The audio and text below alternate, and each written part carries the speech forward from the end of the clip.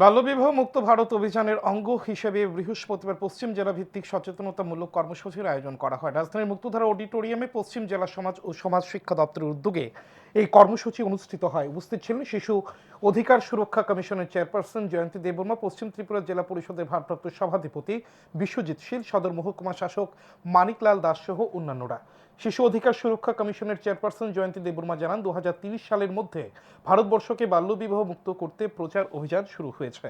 অনুরূপভাবে ত্রিপুরা রাজ্যকে বাল্যবিবাহ মুক্ত করার লক্ষ্যে সচেতনতামূলক প্রচার অভিযান শুরু করা হয়েছে।